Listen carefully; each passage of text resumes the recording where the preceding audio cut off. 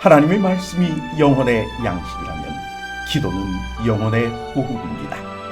하루의 시작을 말씀과 기도로 연다면 우리의 영혼은 날로 건강해질 것입니다.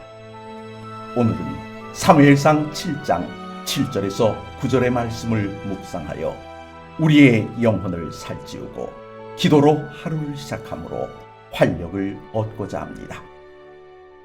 이스라엘 자손이 미스바에 모였다 함을 블레셋 사람들이 듣고 그들의 방백들이 이스라엘을 치러 올라온지라.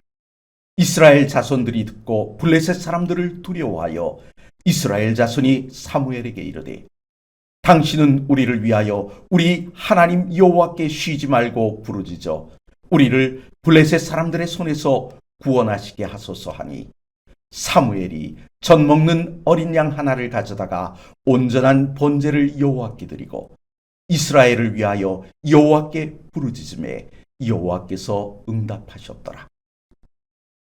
온 이스라엘이 하나님을 섬기기 위해 미스바에 모였습니다. 그곳에서 이스라엘은 한 마음으로 같은 하나님을 섬겼습니다. 당시 고대 사회는 농사와 병력의 의무를 병행했기에 적들의 눈에 백성들이 모였다는 것은 곧 군대의 소집이라 여겨질 만했습니다.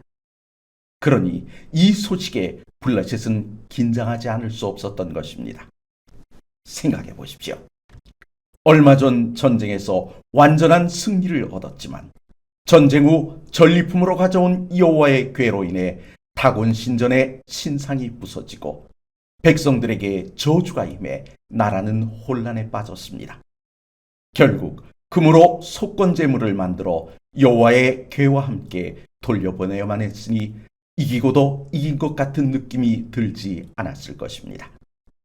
이스라엘의 군사들을 거의 전멸시키고 엄청난 전리품을 취함으로 승리의 기쁨을 만끽했었는데 곧바로 이스라엘 신의 능력 앞에서 한없이 무력해지고 말았으니 여호와의 궤를 돌려받은 이스라엘이 다시 모였다는 소식은 그들을 초조하게 만들었던 것입니다.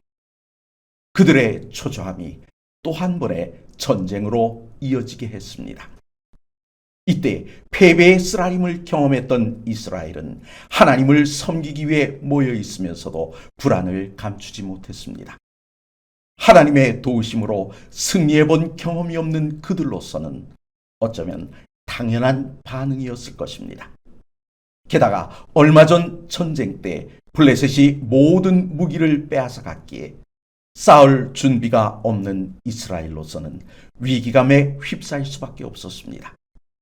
우리는 이 상황 속에서 하나님의 자비하심을 보게 됩니다. 하나님께서는 믿음이 강한 자들에게는 그 믿음으로 승리하게 하십니다. 어린 다윗이 골리앗을 상대하러 나갈 때 그의 강한 믿음이 승리가 되게 하신 것처럼 말입니다.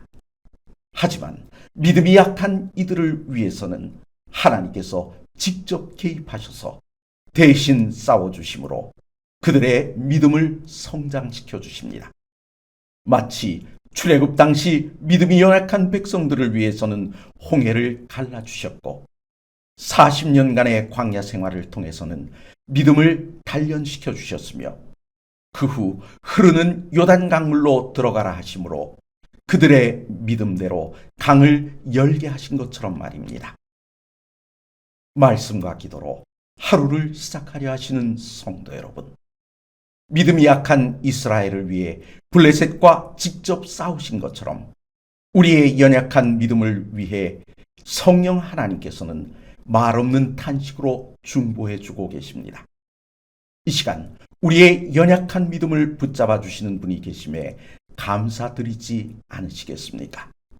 우리의 감사 기도가 하늘에 상달되는 귀한 아침이 되시길 간절히 바랍니다.